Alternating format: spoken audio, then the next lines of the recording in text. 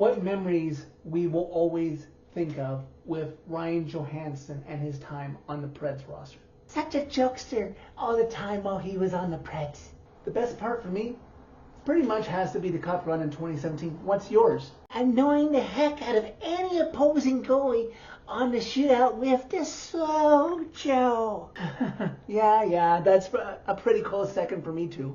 Before you fly off the handle, Johnny, take a deep breath.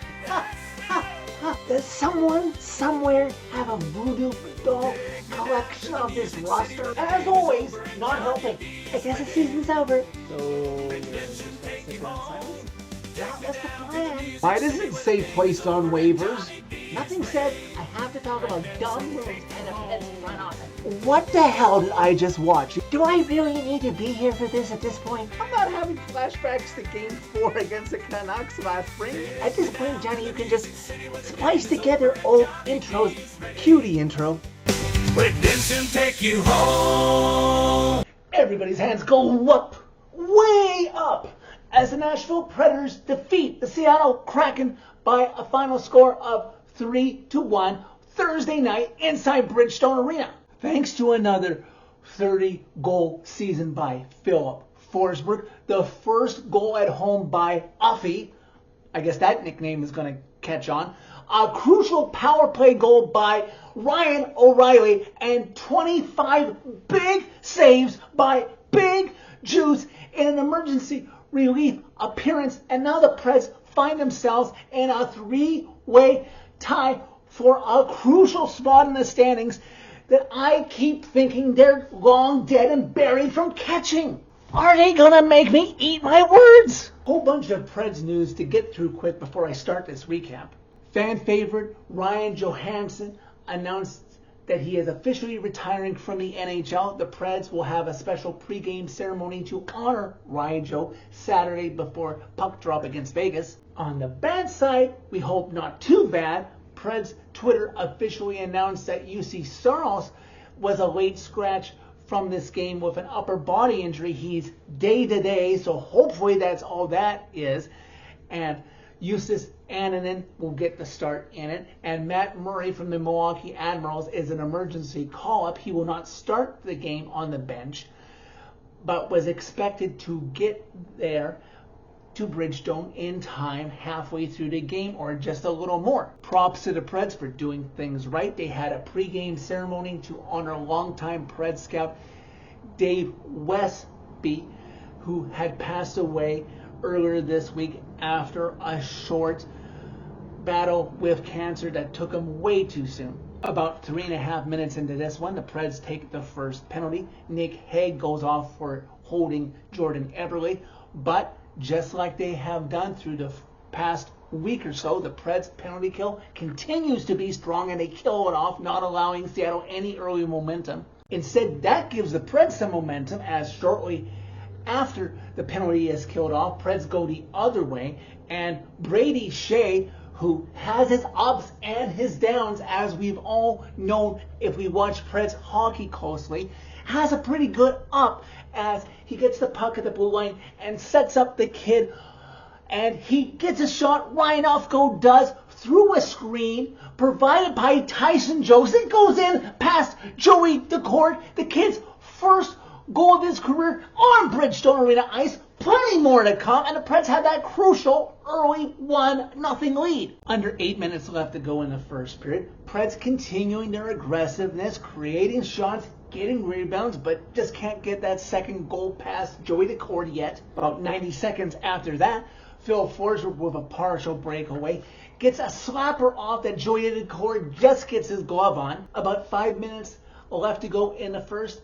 After a stoppage, I will give credit to the Kraken feed that I got stuck watching this on, that though they didn't carry the pregame ceremony or the anthem, they did give their condolences to Dave Westby's family, so props to them on that. And of course, we should have seen this coming. Just like the Winnipeg game, Preds can't escape the first period with the 1-0 lead intact. Another game will go by where the Preds surrender a goal and won't record a shutout, because about 90 seconds left to go in the first period, Kraken off of the rush. Brady Shea loses his man, and Chandler Stevenson is able to set up former Predator. Yes, a former Predator strikes again. Freddie Gaudreau, who has nobody near him. Shea, that was your guy. And he's able to tip a shot past Annan, who had no chance, and the Kraken have tied this game at 1. That would be the score after the first. Fortunately, no more damage done by the Kraken. Game tied at 1 after 1. Preds out shooting the Kraken 14 of 13. Preds come close to retaking the lead just over 2 minutes into the second period, but Joey Decor with another crucial save. Preds with a crucial power play chance as the Kraken somehow can't count how many people are on the ice. It's not even close. Even the Kraken feed can't cover for them. There was 6 guys clearly on the ice as one tries to scramble back, giving the Preds a power play chance that they can't score on. Almost 7 minutes into the second period, Jamie Oleksiak of the Kraken would take an interference penalty on Steven Stamkos, and this time the Preds wouldn't go unrewarded as lickety split quick off of the face-off. The Preds win it, keep it in the zone. Steven Stamkos from the left face-off circle keeps it, and when a shooting lane opens up to his satisfaction, he lets the shot go on net. There's a rebound, and here comes Ryan O'Reilly around the left of Joey Decor to tap it home and give the Preds back the lead up to 1. And noteworthy sake, that just happens to be the Factor's 100th career power play goal. Under 5 minutes left to go in the second period, Preds holding their own, holding the fort well against a team they're chasing in the standings. Under a minute left to go in the second period. Kraken with some solid zone time in the Preds, and Montator has a great look, but Annanen makes the save there too, keeping this a 1-goal Preds lead. Kraken would get a late power play chance in that period. Eric Holla for slashing, and the Preds did their job for at least that portion of the power play. Period ends with the Preds leading 2-1. Preds really strong defensively, only allowing the Kraken 6 shots on goal in that period. They lead the shots on goal 20-19. Can their 2-1 lead after 40 minutes hold up? To start the third period, we see that Matt Murray has made it to Bridgestone Arena in time before the end of the game and is suited up, seated on the Preds bench just in case there's a need for a third string goalie to play in this game. Please, hockey gods, no serious injuries to Big Juice before Use can return to regular playing action. Preds would successfully kill off the rest of Holla's slashing penalty, so both teams are back to a clean slate 5-on-5 play. Preds unable to extend their lead on a Jamie Oleksiak cross-checking penalty, as we've now played about 5 minutes of the third period. Just over 7 minutes into the third period, play is in the Kraken zone behind Joey Decor's net to the right in that corner there, and Matt Wood is trying to make a play on the puck, and here comes Riker Evans of the Kraken to board him, and immediately nearby is number 81, Jonathan Marchessault, who comes in, stands up for the kid, has a piece of his mind he wants to share with Riker Evans that fires up his Preds teammates, fires up the Bridgestone faithful. Yeah, this man has been subject of trade rumors, but it's good to know he still has the back of everybody else in Preds goal. I know I speak for a lot in the fan base because I saw it in my text, I saw it on X tonight, that I don't care that it was 4-on-4 ensuing. I appreciate that Marchie defended the kid. I do slightly care though in a little bit of too much homerism, as on the Kraken feed that I got stuck watching, Eddie Olchuk, yes, famous NHLer, I think he's a Hall of Famer, I don't have that off the top of my head. Eddie Olchuk said that he thinks Matt Wood lost his balance there. It's like, really? Really, Eddie? I'll give you the chance to take that back if post-game, because I didn't watch post-game of this game on the Kraken feed. If you took that back and said, yeah, that should have been boarding, and Prince should have had a power play of it. I'm not saying that Marchie shouldn't have been penalized, but to the severity that he had to come in there, Evans should have been penalized a little bit more, and the Preds should have had a chance on the power play. Most of all, I just hope there's no serious injury to come out of this for Matty Wood. Less than half the third remaining.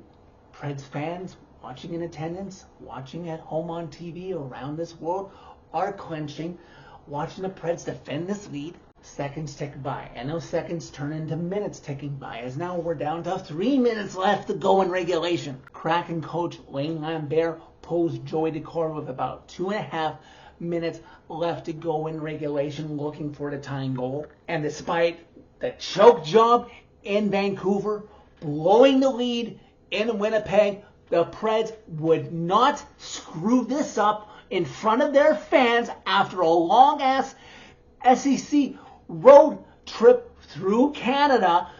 Shortly after Joey Decor is pulled and put on the bench, the Preds get it clear and just over center ice when he can see he has a clear cut lane to the empty net. Philip Forsberg fires the puck in. It's his 30th of the season, his 6th 30-goal season of his career, but most importantly, the Preds have some cushion, up 3-1. Kraken would elect to pull Joey Decor again. Eric Holla nearly makes it 4-1 Preds in the dying seconds, but his shot goes wide. But it doesn't matter because the Preds win where it counts. They got crucial 2 points. The Kraken get absolutely positively nothing in the standings. Horn sounds. Preds win this one. Crucial win for them in the standings by a final of 3-1. Is everyone's heart rate back to normal? Everyone just take a moment and take a deep breath or two. I keep counting this team out of things, and with 14 games left to go in the season, this team keeps surprising us, and they don't know the definition of lie down and die. After Tuesday's crucial victory in Winnipeg, this team comes home and essentially wins a must-win game against another team fighting for their playoff lives. Their second win against said team in just over a week. The Preds already got some crucial help on the out-of-town scoreboard. They're getting some help on the out-of-town scoreboard in games that are currently ongoing. Already tonight, Boston beat Winnipeg. Florida beat Edmonton, and just might I say, I know we're pretty much concluded that Florida's going to miss the playoffs, but I kind of think that with Florida's win tonight in Edmonton, Florida might be thinking, if we're missing the playoffs, we're dragging you out of the Western Conference playoffs too. Currently, after 2 periods, Buffalo is beating up on San Jose. That's a big favor. And Philly is in a tough game with LA, but it would be nice if maybe the Flyers could pull us a favor too. The Preds now get to stay in their own bed tonight and tomorrow night before taking on a Vegas Golden Knights team that has been struggling as of late. They're losing at home to Utah right now before a quick jaunt up to Chicago against a league cellar dweller before coming back for a crucial homestand before the April crucial playoff race. It's not over yet, Preds Nation. We can't count this team out. It's not over by a long shot. So that's it for this video. Thank you very much for watching. As always, click like if you like this video. Click subscribe if you really liked it. You can find my social media and interact with me during every Preds game down the stretch they come by clicking on a channel name. Gained a whole bunch of new subscribers since Zachary Haru's extension video that I put out last night. Redemption now stands 6 away from 500, and then it's all downhill from there to finally get 1,000 subscribers to this channel and really start going places. Tell all your friends about Redemption so we can get that subscriber count up. everyone deserves a chance at redemption, just like Big Juice earned for himself in relief tonight in this game. Don't miss a chance to witness redemption.